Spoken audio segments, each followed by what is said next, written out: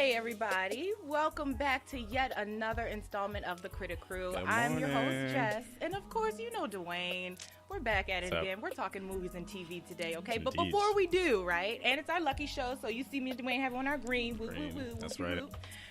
But before we get started, you know we have to shout out our music man, Brian Austin, for doing all of our music. Sure. And you can also follow him on social media at MNB. I think that's what I have. And I guess for social media, you know, Dwayne can tell you more about that. So for social media, you can follow us on Facebook and Instagram and YouTube at The Critic Crew, TheCriticcrew.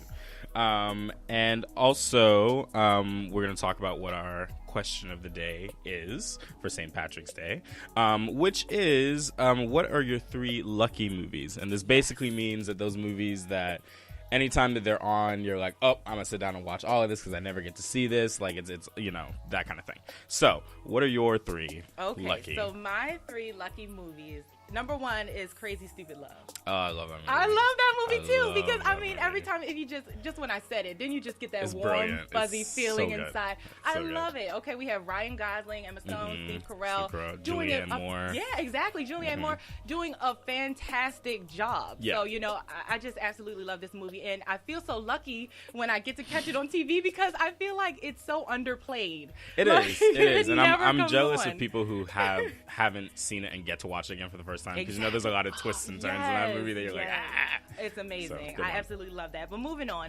So I know this might be a bit of a throwback for some of you, but The Mask. Okay, Jim Carrey, classic. Okay, yeah, I got classic Jim Carrey. Okay, I feel so lucky when this movie comes on, and lately it has been coming on a lot on I think HBO or one of those premium channels.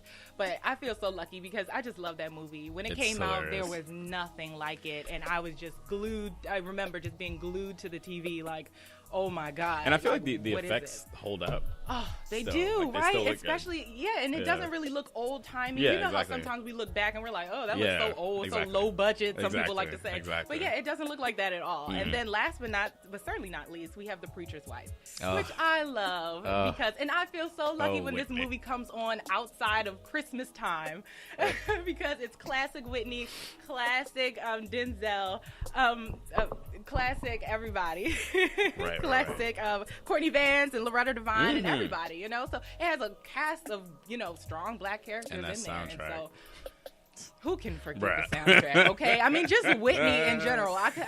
We could have just stopped the conversation there. But Dwayne, what about you? What are your lucky movies on? So I had when we brought up this question, I had to think for a bit because I don't often like to watch movies on TV because you know how they edit stuff. Right. They edit stuff. They change stuff. They edit, of course, like profanity, but they also edit time.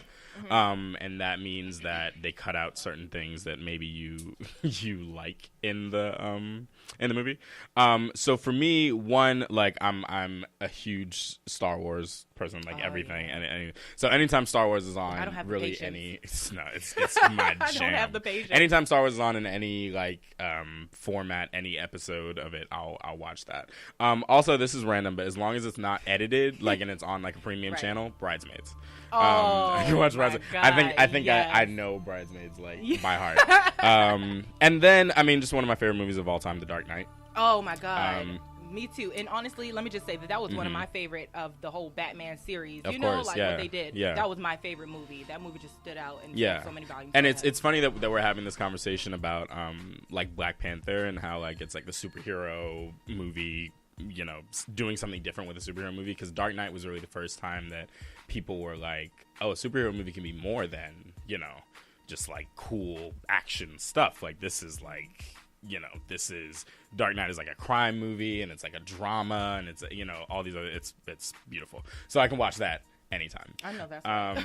So let's go into what we missed. Now we're in March. So let's talk about what we missed in February. What we missed?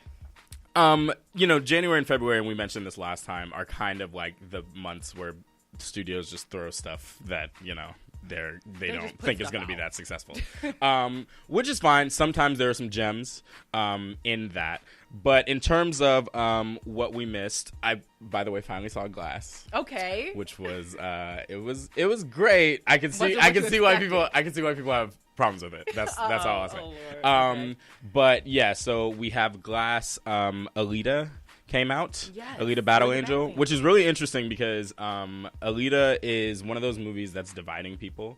Okay, so what is it about? I'm sorry, just give me a No quick problem. synopsis. It's based on a manga, so like a Japanese comic. Okay. And it is just about, it's that kind of typical story of like a cyborg girl who gets created and is like, what am I here for? Got it. But it's super actiony and like Right. all this stuff. It's directed by Robert Rodriguez. And it's a movie that's dividing people because people who are like already inclined to like that sort of thing are loving it. Yeah. And then critics are like, it's fine. So, that is what that is. Earlier, we were talking about, when we talked about Coming Soon, remember I was talking about The Kid Who Would Be King? Yes. That movie? Okay. Yes. So in terms of Underrated. what you missed, everybody missed it. Like nobody Wasn't that good? Look, I didn't even have time to go see it. But what I'm saying is it's one of those movies that was only there, it was only in theaters for a little bit of time. Right. And I think because it's a British movie, maybe it was bigger in the UK. Okay, I didn't know it was a British movie. Yeah. So Okay. maybe it was bigger in the UK. But like I said, and I don't want to say some things that you'll say are in theaters because there's tons of stuff that's in theaters. Right. But moving into that, let's talk about what's in theaters right now Let's do and it. what the box office is looking like. Yes. So what made it big in the box office? We might have a few surprises here, Mm-hmm. but it's no surprise that How to Train Your Dragon pulled in a whopping The hidden $55.5 million. Amen. Okay, and we have a cute And little counting. graphic to show And you. counting. Look, we have it up here. I know that's coming. I mean, just really annihilated the competition. Can I just okay? say, look, How to Train Your Dragon is whatever you think it might be, like, it's brilliant. And it's like, so much more than that. It's like, brilliant. honestly. It's an epic, like, I haven't gotten to see the third movie yet, I but the haven't seen it first two movies are, like, they're I just love epic. it. They're epic movies, and they're also funny and, like, all the other stuff. But, Yeah, and it's really not a kids movie because I know It's you not. hear dragons and you're like, kids. Yeah, and it's but- based on remember when we were kids, they had it's like a picture book, How to Train Your Dragon. Exactly. But this is like, I mean, it's real. It's almost like Lord of the so Rings. good. Exactly. Epic. So it has so many different elements. Yeah. I absolutely love it, and it's such an adult movie in Yeah. that. Yeah, like exactly. I would go see it. I don't need a kid. Bring a kid with me Yeah, to I the don't. theater. I don't. Shoot. I will go see it by myself. Right. With my popcorn and my drink. Exactly. So I think that's awesome. So next, but certainly not. Well, I was about to say next, but certainly not least. But yeah, next we have Alita Battle Angel, who we just said a whole bunch about, and that actually pulled in $12.1 million. So not as much as How to Train Your Dragon, but it's still pretty up there. Makes sense. Which is Yeah. right. Makes And it's sense. been a couple weeks, I think. Exactly, and it Yeah. has. And one of the things I want to say is that it's number 2. So I think that should, incline more people to go see it, to really check it out. Because when I saw it on there, I was like, oh, that's number 2. Okay, well, maybe I should go check it out. I'm not really, too hip with the anime thing, but it's not really like it's that. it's getting a kind of resurgence. I mean, now it would be 2 years ago we had Ghost in the Shell, which was a live action version of that anime. And a lot of times Hollywood tries to stay away from anime because of the whole like whitewashing conversation. A lot of times, like anime is Japanese animation, Exactly. and they will often cast non-Japanese people, and that'll cause a whole bunch of stuff. So Alita is kind of different because actually the lead actress is Hispanic. And Wow. I believe her name is Rosa Salazar. I might be wrong on that. But it's busting down the door a little bit for those kind of things. Exactly. And, So, I'm all for inclusion. So, Yes. hey.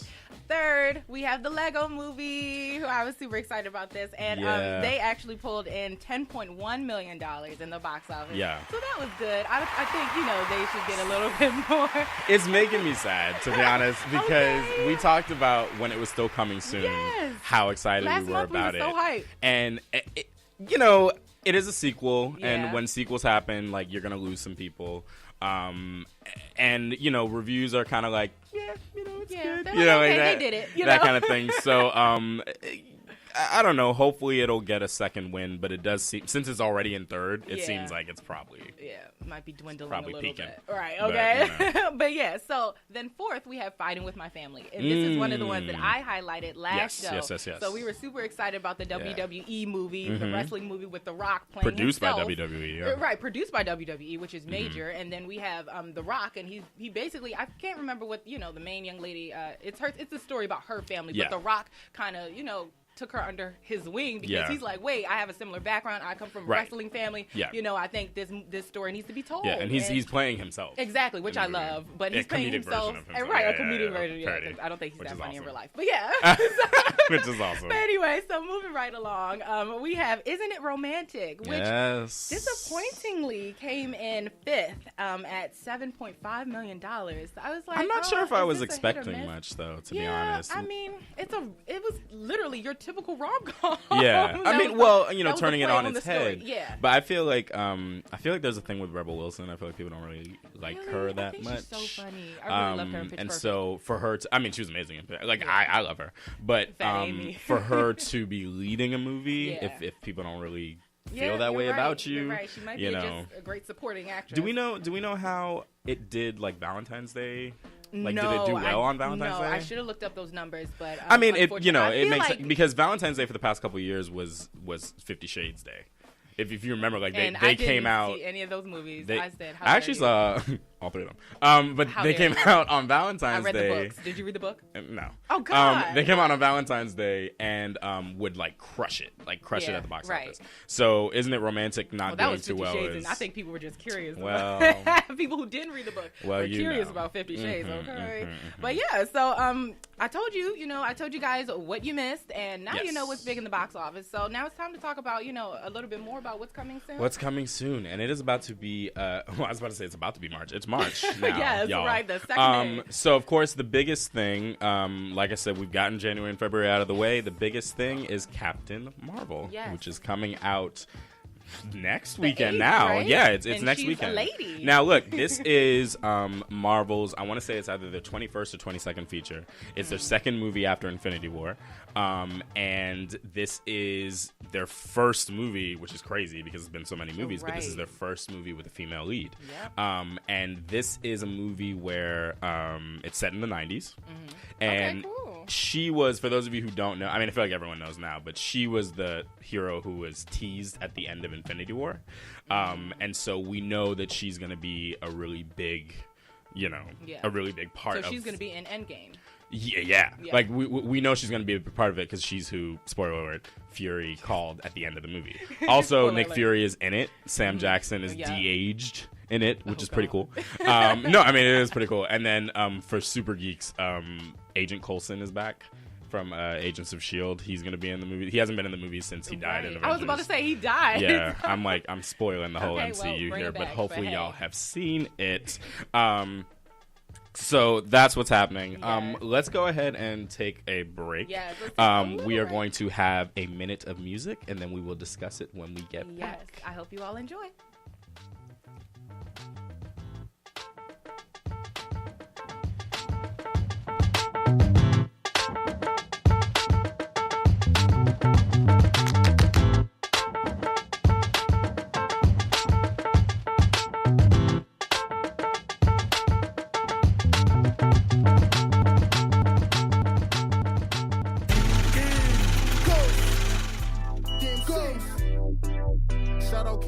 DMC chasers. DMC, bro. Ghost. Let's get it. Ghost. If Moo can't make this beat, fuck it. Shout out Mook, man. Brand money up, fuck runners. No storm, they sound like thunder. Young black President Obama. Whole game blowing up Osama. Move while I shoot no GoPro. Same dream, new cast, new logo. Back right, then I might do promo. Play dumb, young bro, go loco. Michael 19, no code, 8 drop Cheerios. You don't really feel me though, no joke. I'm not sure the goal was low. Tell me, bro, do you really know how to rise up when no spirits broke? Pockets on 0. Only think the nil down to the floor. Now at O's and commas, stack no fun. Just being honest, intro bonded. G low key and charming. Truck around me, house hunted. DG set a face, bro. Black man back then, bad place, bro. Pray for fate by caseloads. Feel rich even in my plain clothes. Feel red on bank on pesos. Work out no way, ain't got with me. I'm still patient, on run. Marathon still racing, no nights, no sleep. Tank on eat, no food to eat. Kept too many fools in me. Tryna make they take the foolery. Be cool with me. Just way back then. Cause something currently on Pac-Man. Reach it, cross my max and I'm on Mook. Beat spazzing, zapping, no capping. Nuts,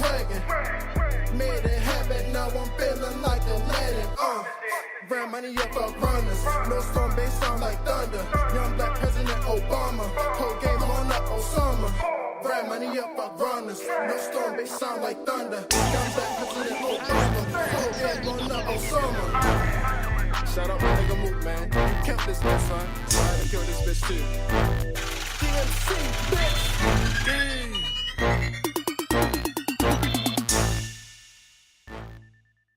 Hello, welcome back. Welcome back. So that was a minute of music from the artist Ghost.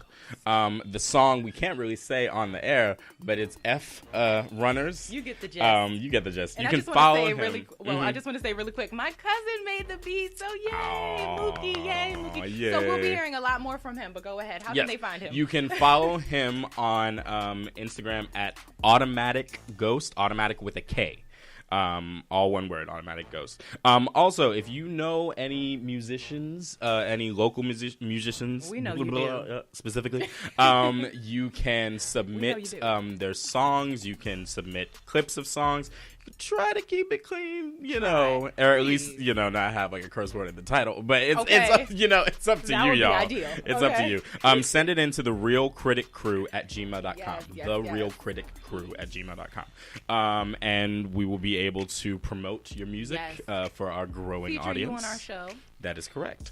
Okay. So now we're going to get back to this. We talked about movies already. Now we're going to move into the TV side and specifically the streaming conversation. Exactly. So what's going on with that, Jessica? So basically, I really just had a hankering, if you will, for a really good documentary. Okay, I get those every now and again. I'm sure you do too. Yeah. Okay, yeah. And I'm just like, you know what? I really want to see a really good documentary. So I was, on the prowl, and I looked up some, and I found a few. So I started off, in Showtime land. Okay. With the Teddy Pendergrass "If You Don't Know Me" documentary, which I don't know. I don't think a lot of people have seen. It wasn't really super advertised like that, but it was absolutely amazing because everybody knows of Teddy Pendergrass, right? Yeah. But we don't know what happened to Teddy Pendergrass, unless you lived through the 70s and 80s, and his rise and his fall and his comeback, right. So I just thought that was absolutely amazing. It was great, just absolutely. It was sad, it was so good, but it was just like, dang, because it was crazy to think that black people back in the day when they were successful, sometimes the government would do things to sabotage them, and honestly, they cut his brake lines and he was in a terrible car accident that paralyzed him from the neck down, right. That was absolutely terrible. And this is this guy, who's huge, flying high, at the top of his career, and just crazy things like that. So it was super sad that way. But also I would be remiss if I didn't say this, but he was the first African American to record 5 consecutive platinum selling albums. Okay, so back in the 70s and 80s, nobody was doing this. Okay, so it was a huge deal. So that's why I'm like, it was so good to hear him in that voice. They just announced yesterday that Tyrese is going to be playing him in a biopic produced by Lee Daniels. Wow. Which is a big deal. I would really like to see that. I would be okay. We'll see. I think people are a little sour on both of those people. So we'll see how it goes. But you never know. You literally never know. Yeah, you're right. But moving right along, I traveled into Amazon Prime Land for the Lorena documentary, and the Bobbitt family. If you're familiar with this situation, in 1993, she cut her husband's penis off. Wow. And it was crazy because this is haven't we all?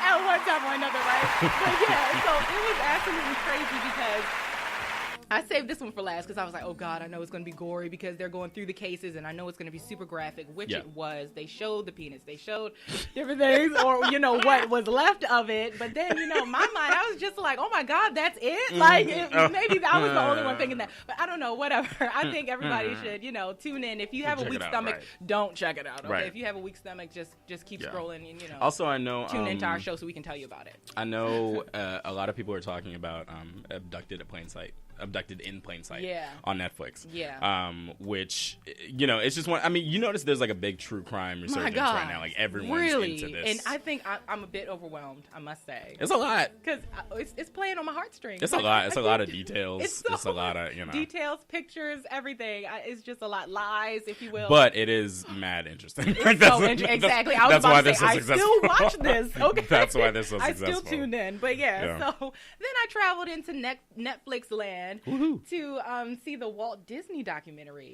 I didn't even know there was one. I love Disney. I know. What's it called? So it's called Walt. Just Walt. Turn up. Just Simple. Walt. And honestly, Simple. that title is so fitting, you know, because they really, throughout the whole documentary, they just talked about Walt Disney as the man. As a person, right? You know, as a person. You know, because now Disney means so much. Disney is everything, okay? Like, it's the whole conglomerate. They, you know, have dominated all the industries. That's freaking me out a little bit. It really does. That's freaking me out. They just said that they're, what are they about to buy, Hulu or something? Yeah, I think it is Hulu. And they already own so much stuff. And it's just like, okay, wait a minute. You know. We're about to just be paying Disney for everything. Right, and we've all played Monopoly. Okay, right. It's a little scary. Okay, yeah. Some are better at Monopoly than others. Okay, clearly Disney is killing it. Right, yeah, but yeah, so I definitely tuned into that. They had his daughter Diane Disney on there, and she was speaking a lot about him and just telling the fonder memories that she had, and it was just so beautiful. And I saw myself like laughing and smiling, like oh wow, you know. So it was just beautiful in that way, and it was extremely inspirational. You know. Yeah. How he literally went from nothing to having everything, you know. Did they go into any of the weird stuff about Walt Disney? No, they didn't. Okay, Dwayne, they were like, he's such a great person. Yeah, that's what they were like. Yeah, no, Disney's great. Yeah. You guys should really have gotten to know him. That's always the issue, though, with when something's being made by the people who knew them. Yeah. It's like, you know, you're always going to miss out on some. It can be biased. Kind of important information. It can be biased. But I mean that does not take away from any of the things he did. I mean, he you know. An extraordinary man, an extraordinary animator, like everything. Extraordinary talent. Yeah, extraordinary talent. And, you know, unfortunately, you know, he passed away, gone too soon. # gone too soon. But yeah, so then I traveled to Hulu for Ballet Now because I love a good dance documentary. All right now. Is that weird? I watch So You Think You Can Dance. I watch, you know, all the little competition shows. So I'm in it, you know. So, but I really love this one because this young lady, Tyler Peck, who is New York City, the New York City Ballet's prima ballerina. She was actually asked to curate the Ballet Now program, which is a huge deal in like the dance world, ballet world, or whatever. It doesn't mean really anything to us, but it's a huge deal to them. And she's actually the first woman to have done this. So that's why I was like, wait. That's surprising. It's weird that we're still having a lot of first tier people, okay? For ballet, it's 2019. Though. Anyway. But, I mean, hey, a lot of people think about ballet as being, you know, a female sport or whatever, but it's very male-dominated. Like, men control it. The ballerinas are literally just the dancers, you know? The females are typically just the dancers, not really in the administrative side of that. But they showed her doing that, and she was in it. Yeah. She was in the program. Yes, so girl. she was killing it, okay? Turn up. But one of the things that I just want to highlight, and I'm so happy that they also highlighted this in the actual film, was that she was eating. They showed her eating all the time, and I was so happy. Yes. Okay. Because that is a big part of dancing that people don't talk about. Especially for ballerinas. Like, unfortunately, people look at you and they're like, "Oh, you shouldn't be that skinny. Like, that's not healthy." But she was eating. Like, you know, she was eating healthy things. She had bananas and she had turkey sandwiches and different things like that. She was working. You know, makes sense. But yeah, so. That's all I have for that. So, Dwayne, all right. I know we had the Oscars premiere, and if you didn't know about the Oscars, number one, you can catch it on Hulu. But number two, like, shame on you. Yeah, I know. Okay. All right. But yeah, so Dwayne, tell us more about Industry Insights. All right, look. So normally Industry Insights would be like a whole bunch of movie news stuff, but obviously the biggest thing that the movie world is talking about is the Oscars. And for some of that, you know, there's some good things, some good reasons we're talking about it, some bad things. This was the first year that not the first year, but the first year in decades that there was no host. And it was really because of all these controversies. Was it the Kevin Hart thing specifically, though? I think they wanted somebody before Kevin Hart, and then that didn't work out, and then they got Kevin Hart, and then all that didn't work out. So they went with the hostless, and honestly, everyone loved it. Like, everyone preferred it. It was great. And also, like, the way it was shot and everything, it kind of made you feel like you were there. Exactly. Which was brilliant. So they had a hostless Oscars. surprisingly, Bohemian Rhapsody won the most awards, which is really weird. Bohemian Rhapsody, the Queen biopic. It's really weird because Bohemian Rhapsody didn't even get good reviews. Exactly, and that's what I thought was funny. And it was super underrated. It won. So Rami Malek won Best Actor for playing Freddie Mercury, which that I totally agree with. I thought the movie was okay, but I thought his performance was transcendent. So that was awesome. Best Actress was a shock. Because Best Actress went to Olivia Colman for The Favorite, who, by the way, totally deserves it. Right. But did everyone, you see The Favorite? I did. Was it good? I love that movie. I love it. It's so funny. It's so funny. But it's funny, haha funny, or it's funny, ironic. Well, it's funny. So The Favorite is a period piece that's about Queen Anne, who was a real queen, and these two people, Emma Stone and Rachel Weisz, who are competing for her attention and who's gonna be her favorite. Right. But the script is so there's some really modern stuff in it. It just comes at it from a weird way, and it was so fun. I was dying. Oh, that's refreshing. Yeah. So Olivia Colman won for that when the whole conversation was people were saying it's either going to be, and we talked about this, it's either going to be Lady Gaga for A Star Is Born, or it's going to be Glenn Close for The Wife. And Glenn Close didn't win, which, look, y'all, this is her 7th loss.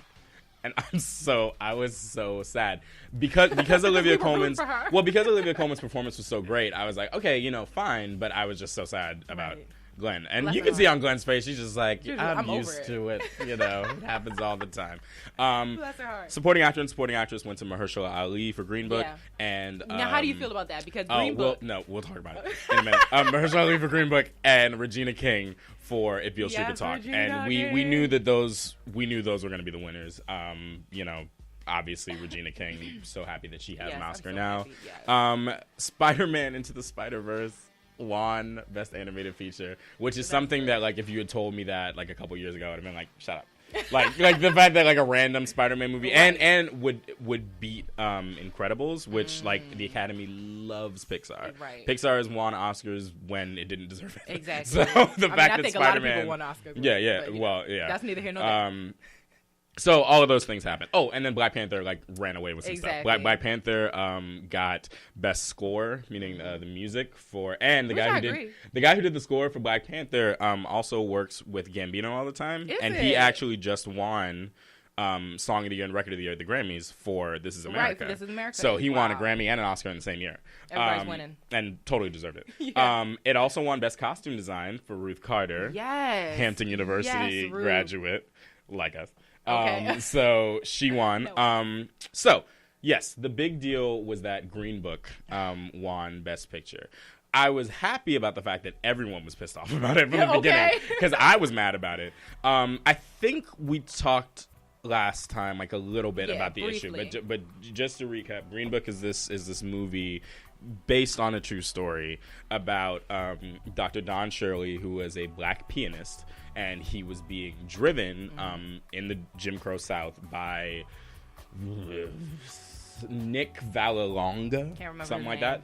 And he was a white Italian guy who was driving him through, and it's about their friendship. However, one of the writers of the movie, which it also won Best Screenplay.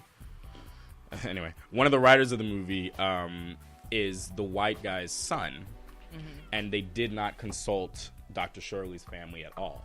And so when the movie came out, Dr. Shirley's family was like, "This is not right."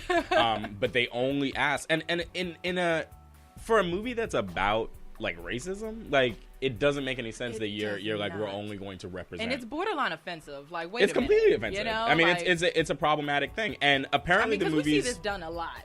We do. It's just but especially for this movie to be praised so heavily because apparently it's a really good movie. I didn't like it. You saw it? Yeah, I saw everything, all the nominees. I saw everything I wanted to see last year, but I intentionally didn't watch Green Book because I was like, I'm sure I'll enjoy it, but I don't want to. You know what I mean? It's not. It shouldn't exist the way it does. Right. So it won Best Picture, beating of course Black Panther. We knew that wasn't gonna happen, but it beat Black Panther, beat Roma, which was huge. That was a huge one. That's also streaming right now, by the way. It caused a big conversation about have the Oscars really progressed the way that we think they have, or are we still representing, the same old stuff? Which is a good question. Yep. And then the one thing I want to say before we move to the next segment is HBO this weekend is about to premiere something that everybody's going to be talking about. I'm on the edge of my seat. So it is, of course, Leaving Neverland. The documentary, the 4-hour documentary that is about... Wait, I'm sorry, what? Yeah, it's 4 hours. It is about... I bet you people are going to sit down and watch it. You know I am. It's about Michael Jackson and his accusers, rather. Yeah, the accusers and the child abuse allegations that we know were prevalent throughout his entire life. These are two guys, and I've done so much research on this movie. These are two guys, Wade Robson and James Safechuck, and the only reason I know is because I've been reading. Right. And both of them had been involved in those conversations before, and both of them had went and said, he didn't do it before. So now people are like, now people are like, well, why are you coming out now that he's dead and that his estate really is in charge dead? He's of the been money? dead for almost 10 2009. years? Yeah, right. Oh my god, so it's 10 years in June. So people believe that it's a money grab and all this other stuff, but the main thing is that people go into it, no matter how they go into it, they seem to come out of it totally convinced. So I'm nervous to watch it, but I'm gonna watch it. Okay, right? So it's like I we'll don't see. want to, but it's like I'm so curious. So it's this Sunday. It's this Sunday. Yeah, and I think Oprah's doing something, either an interview before or after. I think it's after. Yeah, after, like an exclusive interview with them. So Oprah, she's gonna. Well, yeah, people are finding that a bit controversial as well because Oprah defended him a lot when he was alive. So now she's like, well, let's talk to these accusers and find out how this happened. Well, that's Oprah just going into her reporter, Well, also Oprah being like, she know what her ratings are. Okay, and also it's Oprah. Like, why not? She only comes out of retirement for certain things. She does. Okay, she does, picks actually. and chooses, honey. But when you have that much money, you can pick and choose too. So speaking of HBO, Best in Show is our next segment. And Best in Show is about the premium channels, HBO, Showtime. What else is up in there? Stars. Not Cinemax, though, because I'm not paying for that. Well, they don't have anything to offer at this point. Okay, that's what I'm saying. Like, you gotta like really compete in this day and age. I'm good off that. But so for HBO, True Detective, Oh yeah, season 3. Right, season 3 with Mahershala Ali. 2-time Academy Award winner. Okay. And I'm happy for him. I'm so happy for him. Is he good? In it? I like him in it, but it's just overall True Detective for me. I'm just still trying to wrap my mind around it. I'm trying so hard. I'm just calling it a True Detective journey. That's what I'm on right now. Okay. Because I'm trying to power through episode 1. Right. But it's just not. It just wasn't slow. jumping up. It's a murder mystery thing. You know that season 1 was highly praised. Exactly. Like season 1 was like, oh my god, HBO, like incredible. And then season 2 was like with Matthew McConaughey. Yeah, season 1 was Matthew McConaughey and Woody Harrelson. And then season 2 was Vince Vaughn, I believe. I know Vince Vaughn. Did I write it down? I just remember Vince Vaughn, Colin Farrell. Yes. And Rachel McAdams. Exactly. Yes. And people hated that. People hated that one, and they said that the show fell off and like whatever. So season 3 has a lot riding on it. It does, and everybody hyped it up so much. That's why I was like, okay, cool, I'm gonna go watch it. And Mahershala Ali's on it, so I was like, all right, I like him. Let me check it out. And it was kind of like, this is okay. I started playing on my phone, and then I was like, oh right, I'm watching something. It was that kind of thing. So I'm gonna keep you guys updated on this, on my True Detective journey. I'm trying so hard. I want to like it. My soul wants to like it, but my eyes are just like, girl, we got better things to watch. Yeah. Okay, so for example, Stars. I don't know if you guys have checked out like American Gods, or if our viewer. I haven't. American Gods. Is it so dope? Oh, that thing is deep. I remember it made like a huge thing when it amazing. First arrived, and then I haven't heard a lot about it since. It's amazing. Okay. Yeah, and at first I was kind of like, okay, what's this? It's weird. It's American Gods. It's I'm like, okay, weird. where are we gonna go with this? It's a weird show. It's very weird, but it's weird and wonderful, honey. Let me tell you. Okay, I just can't get enough of Ian McShane in that he is acting his butt off, and everybody else in there, to be honest, is really acting their butts off. And I love me some good acting, mixed with some good writing, mixed with some good old effects. Okay, mixed with some Greek gods too, because I kind of, I love mythology. That. I love mythology. Sure. I love it. But yeah, so please check that out. Okay, and it has Orlando Jones. If you guys can remember from, wasn't he Juwanna Mann or whatever? Wasn't he Juwanna Mann? You wrong with I'm that. pretty sure he was Juwanna Mann. No, he was not Juwanna Mann. Are you sure? I think so. I don't know. Was he? I feel like he was. Oh my God, he was Juwanna Mann. Oh God.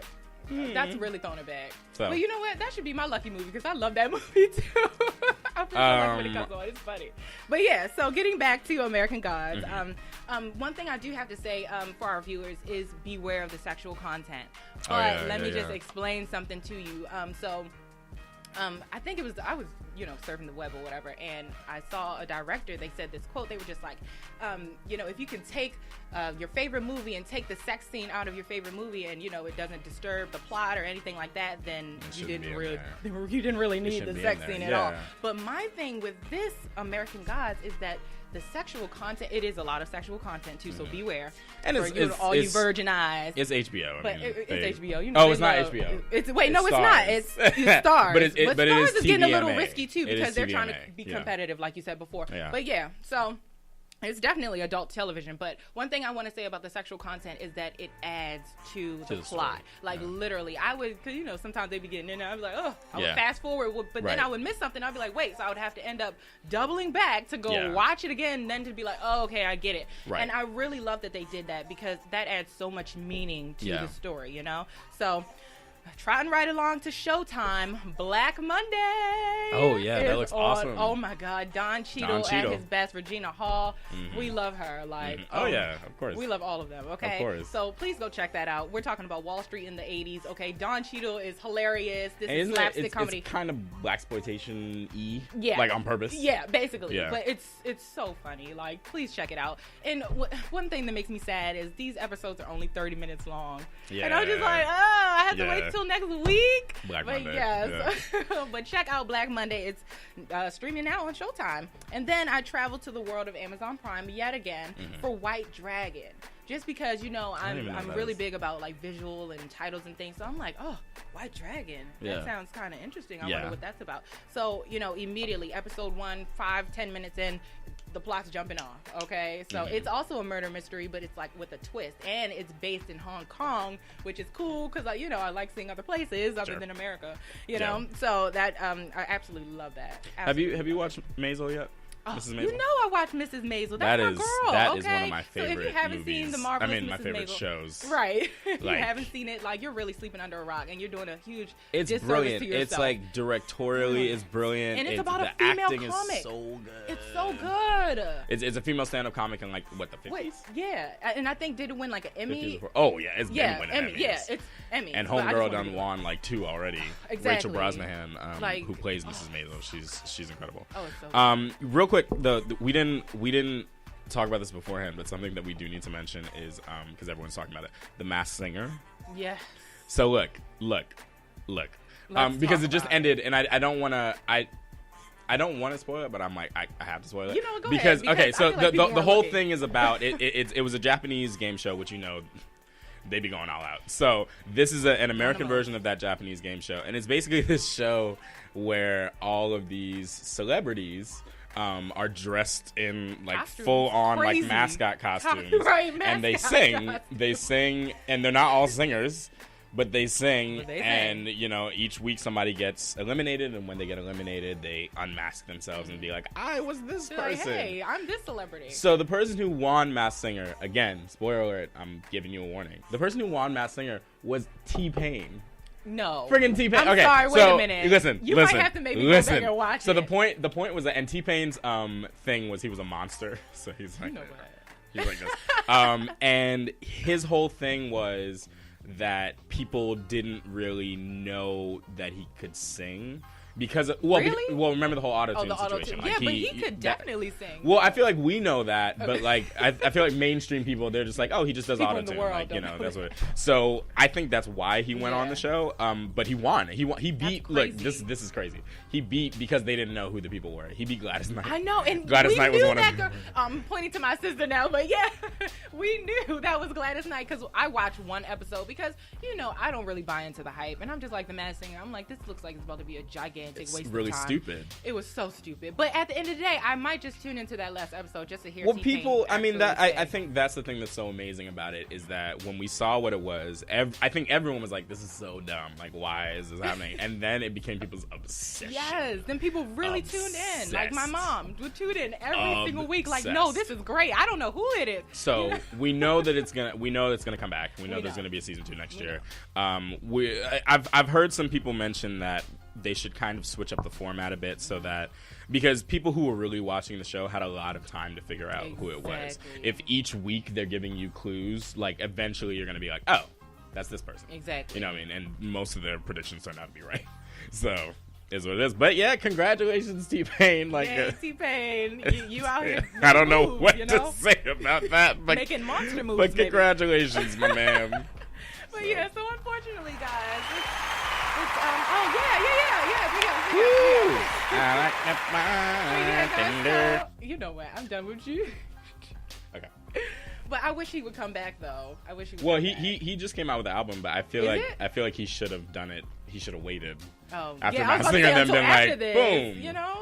That would have been good. Because now I'm like, yeah, T-Pain. Oh, I remember him. Indeed. But yeah, so unfortunately, guys, I'm breaking stuff. Unfortunately, it is our least favorite part of the show. It's when we have to go, guys. It's time to say goodbye. Goodbye for now. Yes. Okay, I'm not gonna do it, but I'm throwing it back because it's our lucky show, and clearly we're wearing green. We're feeling good.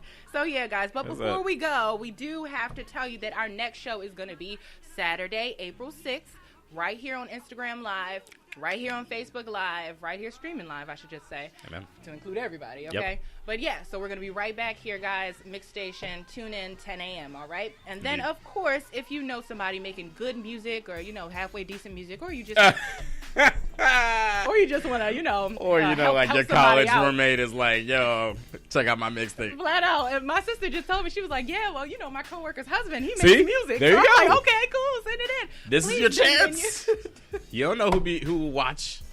You don't know who watching. This is your opportunity to send us in your music. So please email us a snippet of your music. You can email that to therealcriticcrew@gmail.com. Okay, we'll be looking forward to that. Again, follow us. Follow us on social media. Follow us on Facebook, Instagram, YouTube. Still working out Twitter.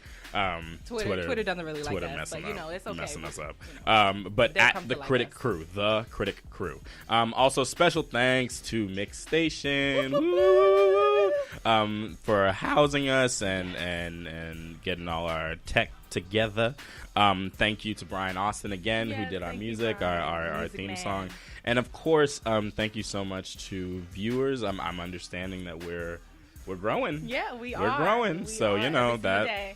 So keep tuning in, blessing. guys. It means so much to us. Thank you so much to all the viewers and listeners out there. Turn up. Stay classy, San Diego. All right, guys. Take it easy. See you right back here on the Critic Crew. My life's been abused, yet I'm accused of what you've done to me. Oh, there's a dark shadow hanging over me. But wait